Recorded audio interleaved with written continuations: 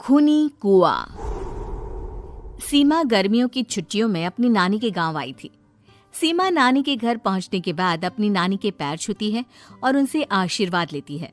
तभी उसकी नानी उससे कहती है, इतनी बड़ी हो गई मेरी सीमा, चल जल्दी से हाथ मुंह धो ले, मैं तेरे लिए खाना लगा देती हूँ। भूख लगी होगी ना?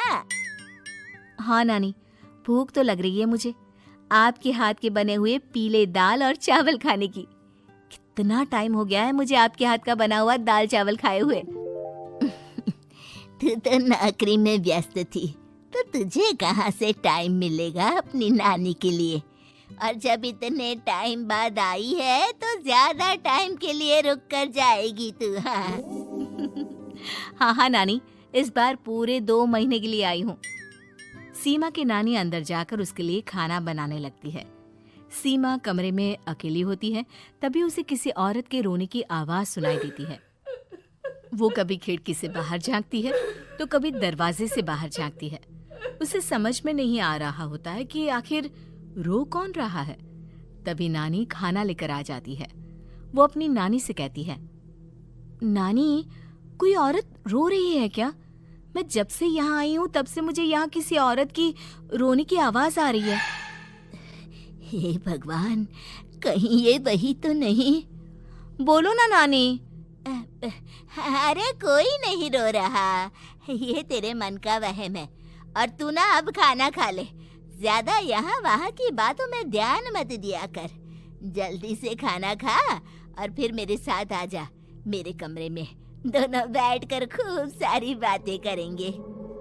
ऐसे ही अगले दिन सीमा अपनी नानी के साथ गांव के बाजार जा रही होती है।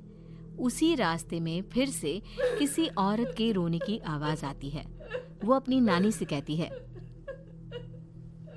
अरे नानी, क्या सच में तुम्हें अभी भी किसी औरत की रोने की आवाज नहीं सुनाई दे रही?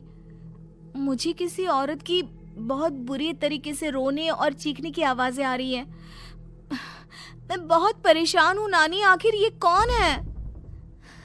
मुझे लगता है कि सीमा को शहर भेज देना चाहिए, यहाँ रहना उसके लिए ठीक नहीं।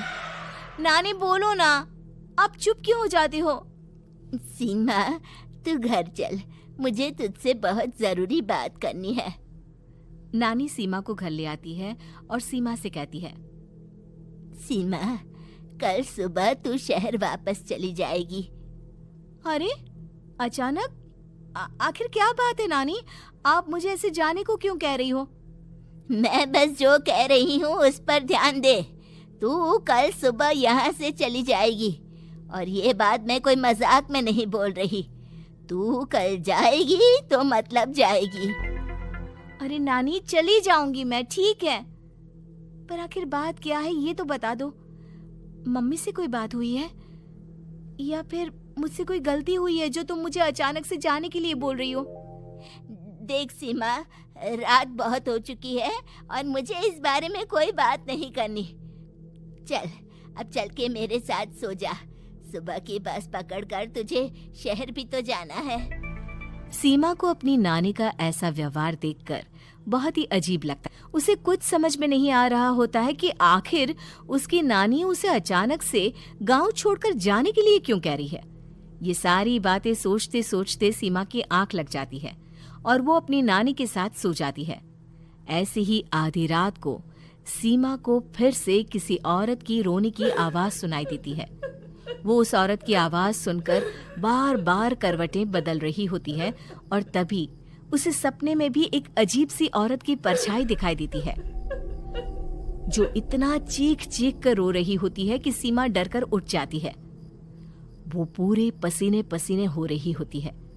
वो अपने आसपास देखती है तो घर में बिल्कुल शांति का माहौल होता है। सीमा घबरा जाती है। वो अपनी नानी को जगाने की कोशिश करती है, मगर उसकी नानी नहीं जगती। सीमा को फिर से उस औरत की रोने की आवाज सुनाई देती है। आखिरकार सीमा अपने आप को रोक नहीं पाती और वो घर का दरवाजा खोलकर बाहर निकलती है। आखिर ये माजरा क्या है? आज तो मैं पता करके रहूंगी। अब आवाज का पीछा करते हुए सीमा आधी रात को गांव के चौपाल के पास बने कुएं के पास पहुंच जाती है, जहां कुएं की चारों ओर बेड़ियां लगी होती हैं उन बेड़ियों में लगे हुए ताले के साथ एक लाल रंग का कपड़ा और माता रानी का कलावा बंधा होता है। उस कुएं में से सीमा को किसी के रोने की आवाज आती है। सीमा परेशान हो जाती है। इस कुएं में कौन है? कौन है यहाँ? सुनो, कौन है? कौन रो रहा है? वो चिल्ला चिल्ला कर पूछती है और साथ ही लोगों को जगाने की कोशिश करती है, मगर किसी को भी उसकी आवाज सुनाई नहीं देती। अब सीमा खुद उस कुएं के पास की बेड़ियों और तालों को खोलने की कोशिश करती है और किसी तरह कुछ देर की मशक्कत के बाद सीमा उसको खोल भी देती है। और जैसे ही वो कुआं खोलकर उसके अंदर झांकती है, सीमा उस कुएं में गिर जाती है। इतने में उसकी नानी की नींद भी खुल जाती है और सीमा को पास ना देखकर नानी परेशान हो जाती है। नानी घबराकर पूरे घर में उसे ढूंढने की कोशिश करती है, जिसके बाद उसकी नानी और सभी लोग उस खूनी कुएं के पास जाते हैं और सीमा की नानी कुएं के पास खड़ी होती है। सभी गांव वालों और सीमा की नानी को सीमा के चिल्लाने की आवाज आती है। बचाओ, कोई मुझे बचाओ। मेरी बच्ची, हम आ गए, हम तुझे बचा लेंगे। नानी, मुझे यहाँ बहुत डर लग रहा है। यहाँ इंसान की कटी हुई मुंडिया, हाथ, पैर और कंकाल है और खून भी है। नानी, मुझे डर लग रहा है। आप सब मेरी मदद कीजिए, नहीं तो ये खूनी कुआं मेरी बच्ची को भी खा जाएगा। अरे मुझे तो ये समझ में नहीं आ रहा कि आखिर इस खूनी कुएं को खोला किसने। सालों पहले इसको इतनी मुश्किलों के बाद तांत्रिक बाबा ने बंद किया था। अरे पूरा गांव खूनी कुएं के बारे में अच्छे से जानता है, तो कोई भी जानबूझकर तो ऐसा करेगा नहीं। मतलब किसी ने अनजाने में इसे खोल दिया है भैया।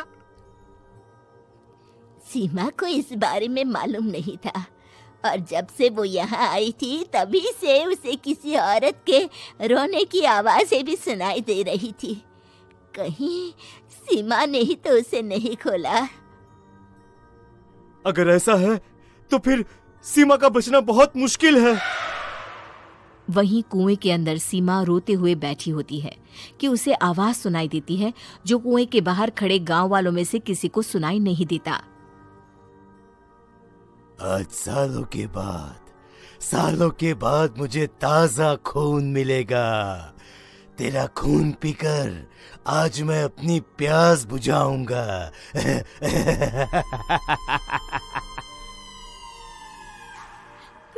कौन है? मत मारो प्लीज, मुझे जाने दो प्लीज। मैंने किसी का क्या बिगाड़ा है? वो तुझे मरने के बाद पता चल ही जाएगा।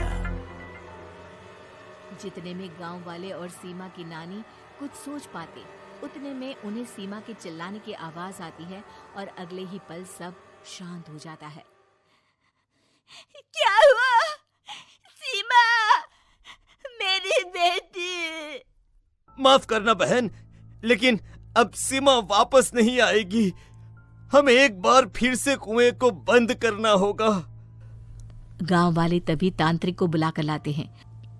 एक बार फिर अपनी शक्ति से तांत्रिक बाबा उस कुएं को हमेशा हमेशा के लिए बंद कर देते हैं और वहां एक बोर्ड लगा दिया जाता है कि यहाँ आना मना है।